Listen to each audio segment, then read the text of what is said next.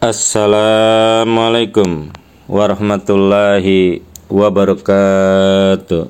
Jumpa lagi para pendengar Pelita Ilahi yang dianugerahi kasih sayang ilahi. Hari ini akan disampaikan berkenaan dengan persatuan umat Islam. Nabi besar Muhammad Mustafa Rasulullah Sallallahu Alaihi Wasallam telah bersabda bahwa ketika Imam Mahdi dibangkitkan, kaum Islam telah terpecah menjadi berpuluh-puluh firqah, yang di dalam suatu hadis Rasulullah Shallallahu Alaihi Wasallam menyatakan bahwa umat Islam terpecah menjadi 73 firqah. Begitu juga umat di luar Islam terpecah menjadi 72 firqah.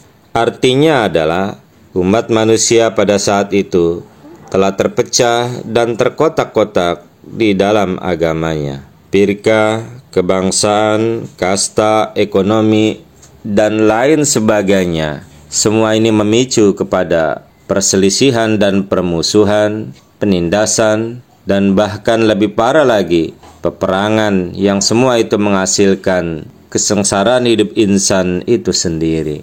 Semua itu bagaikan neraka yang diturunkan ke dunia ini. Semua ini tak lain adalah sebenarnya disebabkan oleh ulah insan sendiri yang melanggar ajaran agama yang telah disampaikan oleh para utusan Allah Ta'ala, para nabi mereka. Teristimewa lagi melanggar ajaran agama Islam yang telah disampaikan oleh Nabi besar Muhammad Rasulullah Sallallahu Alaihi Wasallam wa khataman nabiyyin, baik karena sengaja atau terpaksa, yang disebabkan oleh rasa takut dan kebodohan mereka sendiri. Para pendengar Pelita Ilahi yang dianugerahi kasih sayang ilahi, maka dari itulah datangnya Imam Mahdi yang telah dikabarkan oleh Rasulullah Sallallahu Alaihi Wasallam adalah suatu rahmat Allah Ta'ala yang paling besar di akhir zaman ini. Karena Imam Mahdi itu diutus ke dunia ini untuk membawa dan menghidangkan nikmat-nikmat rohani yang akan bisa menghidup suburkan iman kembali dan amal-amal, serta mampu mempersatukan umat manusia sehingga mereka bisa berdiri tegak di atas tauhid.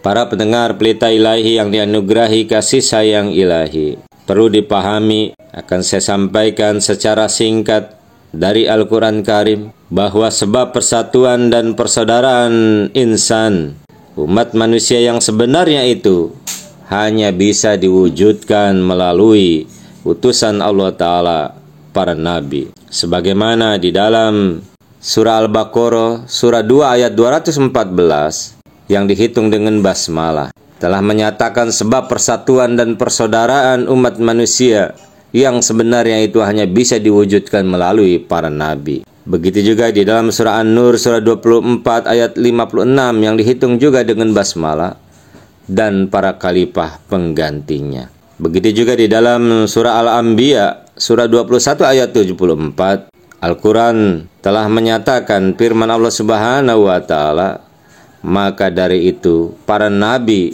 oleh Allah Ta'ala diberi gelar imam-imam yang diberi petunjuk. Jadi berkenaan dengan persatuan umat Islam hanya dapat bisa dipersatukan hanya karena Allah Subhanahu wa Ta'ala yang mengirimkan para utusannya untuk memberikan petunjuk kepada manusia. Itulah para pendengar Pelita Ilahi yang dianugerahi kasih sayang ilahi yang dapat disampaikan. Mudah-mudahan kita senantiasa selalu dapat beriman, berbeat kepada utusan-utusan Allah Subhanahu wa Ta'ala di akhir zaman ini. Hajat Imam Mahdi alaihissalam lah yang akan menyelamatkan kita sebagai umat manusia. Allahumma amin. Wassalamu ala manittabal huda wa akhiru da'wana alhamdulillahirabbil alamin. Assalamualaikum warahmatullahi wabarakatuh.